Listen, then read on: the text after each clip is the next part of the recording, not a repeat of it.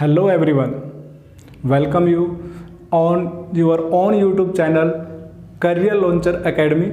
और कल मैंने आपको वीडियो डाली थी एक जो मेरी वीडियो थी इकोनॉमिक्स के बारे में, जिसमें था पॉइंट ऑफ इन्फ्लेक्शन के बारे में, law of variable proportion and point of inflection.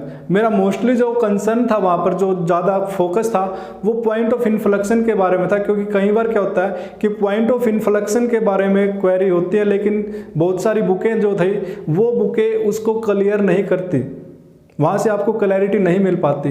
इस वजह से मैंने जो है ज़्यादा फोकस वहाँ पे पॉइंट ऑफ इन्फ्लेक्शन के बारे में किया। वैसे तो क्या है कि जो लॉ ऑफ वेरिएबल प्रोपोर्शन है वो भी अपने आप में बहुत ज़्यादा वास्ट है, तो उसके बारे में वीडियो फिर कभी डिटेल से बना दूंगा। अगर आपके अगर उसके बारे में क्वेरी होगी तो मैं दोबारा से आप अगर बोलोगे तो उसके बारे में मैं दोबारा से वीडियो बना दूंगा आपको डिटेल से, ठीक है। तो आज मैं सेकेंड अपनी वीडियो लेके आया हूँ, और इस वीडियो के अंदर मैं आपको बताऊंगा मार्जिनल कॉस्ट और एवरेज कॉस्ट में क्या रिलेशन है। और ये जो रिलेशन है ये मैं डायग्राम के द्वारा आपको बताऊंगा। कई बार क्या होता है इसमें भी कुछ कन्फ्यूजन होती है, मैं भी आपको बताऊंगा क्या वो कन्फ्यूजन होती है। तो लेट्स स्टार्ट करते हैं कि भाई मार्जिनल कॉस्ट और एवरेज कॉस्ट के अंदर क्या रिलेशन होता है।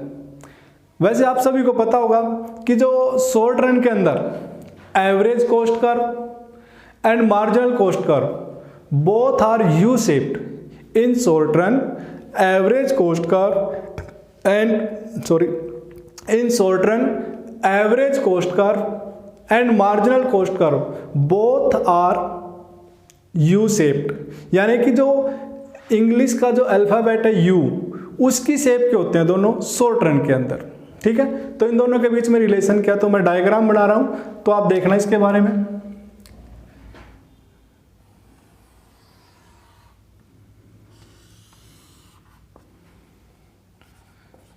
जब भी आप डायग्राम बनाओ OX और OY, तो आपने ये जरूर मेंशन करना कि भाई OX पे आपने क्या लिया है और OY पे क्या लिया है। तो OY पे हम लेते हैं marginal cost and average cost, और OX पे यूनिट्स किसकी, of variable factor, sorry units क्या लेंगे यहाँ पे, यूनिट्स ऑफ आउटपुट, कि आपने कितना प्रोडक्शन किया उसकी यूनिट लेंगे यहाँ पर, ठीक है। तो बात करते हैं एवरेज कॉस्ट कर्व। तो एवरेज कॉस्ट कर्व आपने पता सभी ने कि भाई एवरेज कॉस्ट कर्व जो है कैसा होता है, यू शेप का। तो यू शेप का बना लो भाई आप, ये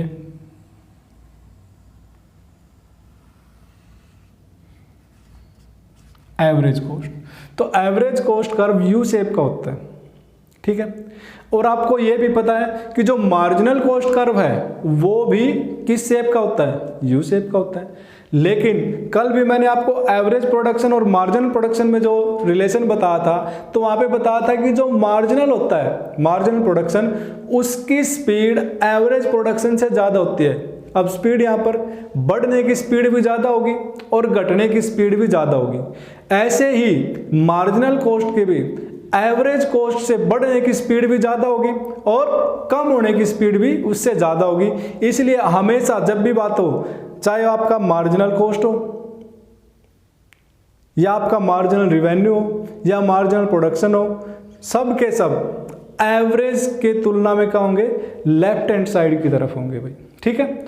तो अब देखो मार्जिनल कॉस्ट कर्व ये आ गया, और एक ये पॉइंट है जो ए पॉइंट, कौन सा पॉइंट है, ए पॉइंट। तो यहां पर आपकी एवरेज कॉस्ट इस पॉइंट पर मिनिमम है। तो आपने एक चीज हमेशा ध्यान रखनी है कि जो आपका मार्जिनल कॉस्ट कर्व है वो एवरेज कॉस्ट को उसके मिनिमम पॉइंट पे काटता है भाई, मार्जिनल कॉस्ट, ठीक है। तो जो एवरेज कॉस्ट कर्व है वो जो मार्जिनल कॉस्ट कर्व है वो एवरेज कॉस्ट को उसके मिनिमम पॉइंट पे काटता है, ओके। तो एक तो ये इसके बीच में सबसे बड़ा मेन रिलेशन होता है, दोनों यू शेप के होते हैं, लेकिन मार्जिनल कॉस्ट की जो स्पीड है एवरेज कॉस्ट से ज़्यादा होती है, इसलिए मार्जिनल जब घटता है तो उससे पहले घटता है, और बढ़ता है तो बढ़ना उससे पहले स्टार्ट कर देता है। अब एक पॉइंट आपका, जैसे मार्जिनल कॉस्ट तो यहाँ पर बी पॉइंट पर, यहाँ पर मिनिमम है, तो बी पॉइंट से एक डॉटेड लाइन ले लो, मान लो डी, और एक ए पॉइंट से सी, ये डॉटेड लाइन आपने ले ली, ठीक है। अब देखो डी से पहले मार्जिनल कॉस्ट भी डिक्रीज हो रही है, एवरेज कॉस्ट भी डिक्रीज कर रही है, ठीक है। Marginal cost decline and average cost also decline. A के बाद marginal cost increase and average cost also increases, कि जब मार्जिनल कॉस्ट इंक्रीज करते हैं तो एवरेज कॉस्ट भी इंक्रीज करेगी, जब मार्जिनल कॉस्ट डिक्रीज करती है तो एवरेज कॉस्ट भी डिक्रीज करेगी, ठीक है इतना।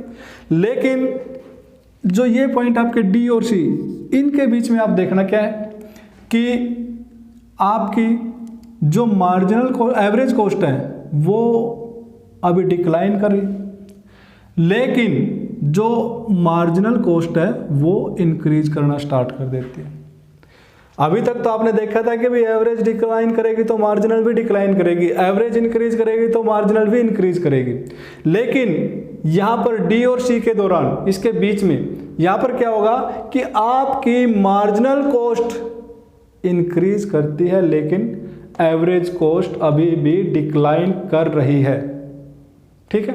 तो ये वाला रिलेशन बहुत ही कम आपको बताते हैं, बहुत ही कम बुक में इसके बारे में मेंशन है, ठीक है। तो आपसे जब भी कई बार एमसीक्यू क्वेश्चन पूछ लेते हैं, आपका कोई भी आप एग्ज़ाम देने गए, मान लो स्टेट का या आप पीएचडी के एंट्रेंस टेस्ट के लिए, या कोई भी आप जिसमें इकोनॉमिक्स के बारे में पूछा जाता है, तो वहाँ पर आपसे इस तरह के क्वेश्चन आने के पूरे चांस है कि मार्जिनल कॉस्ट इंक्रीज करती है लेकिन एवरेज कॉस्ट अभी डिक्रीज कर रही है। तो क्या ये ट्रू है या फॉल्स है? तो आप अपने डायग्राम से देखो कि वैसे तो नॉर्मली हम क्या बोलते हैं कि जब एवरेज कॉस्ट इंक्रीज करेगी तो मार्जिन